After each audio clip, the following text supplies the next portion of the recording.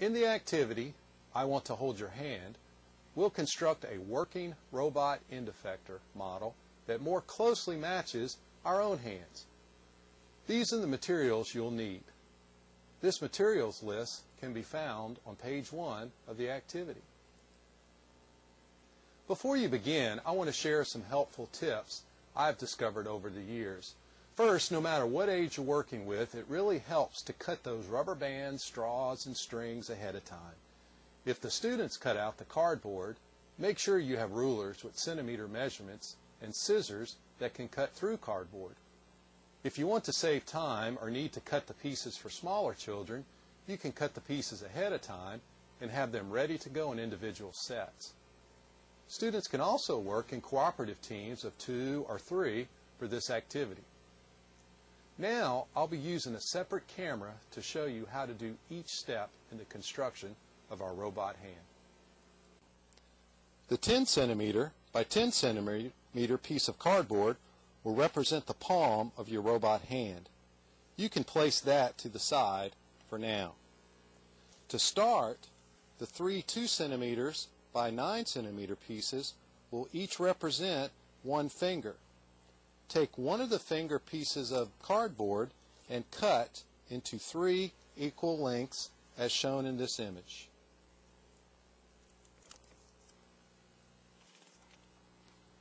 To complete the next step, place the 3 equal finger pieces together with the short side of the rectangles as the joints.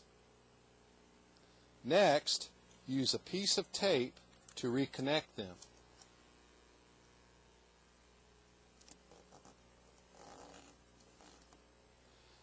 Label the side of the finger with the tape inside.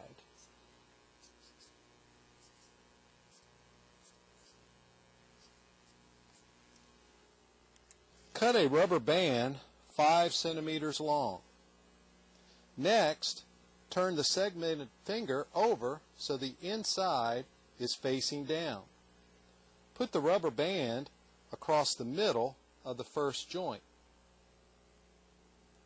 Tape the rubber band on both sides of the joint, making sure to leave about 1/2 centimeter of the ends of the rubber band untaped.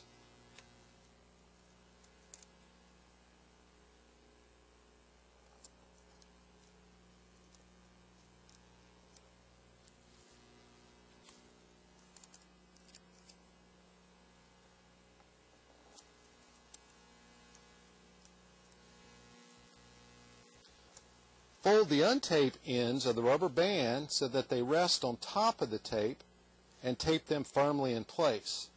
This extra taping prevents the rubber bands from slipping.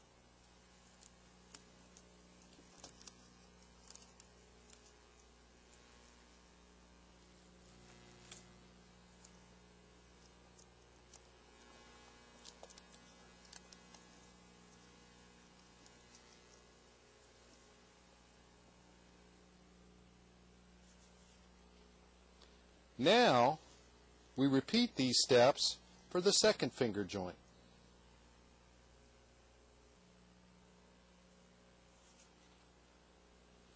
Now, turn the finger over so the inside is facing up and tape the finger to the palm.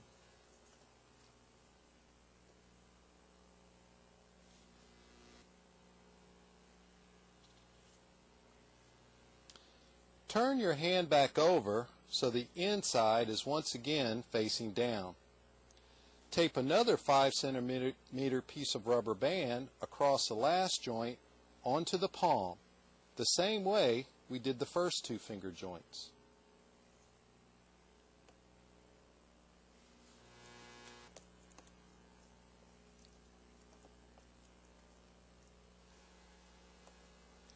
You will repeat these steps for each of the other remaining fingers.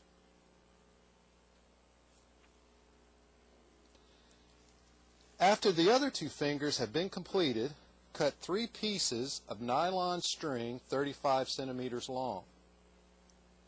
It is best to tie a knot on each end of the string to keep them from unraveling. Tape the end of one piece of string onto the end of the first finger on the side with rubber bands. When taping the string, let the knot at the end hang out from the tape. This will help prevent the string from slipping out the tape.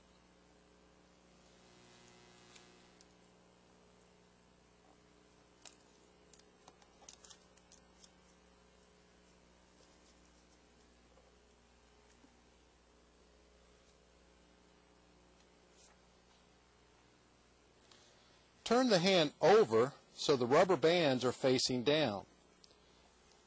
Cut 4 pieces of straw 2 centimeters each and thread each piece of straw through the string taped onto the finger.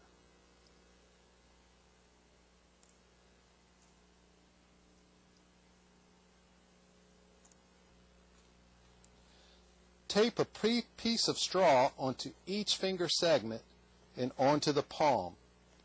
Be sure not to tape the string to the straws or joints.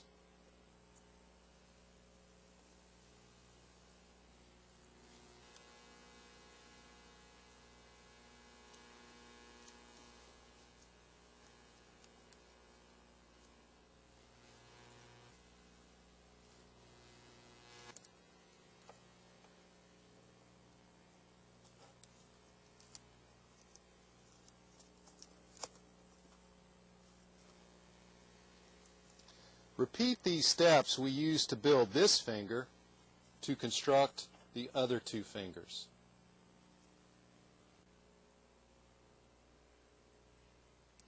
Congratulations! You now have a robot hand. You can operate the fingers by pulling on the strings. The string simulates the muscles in your hand, and the rubber bands simulate the tendons. Now that you have your robot hand constructed, you can have your students use their robot hand and discuss the conclusion questions in the activity.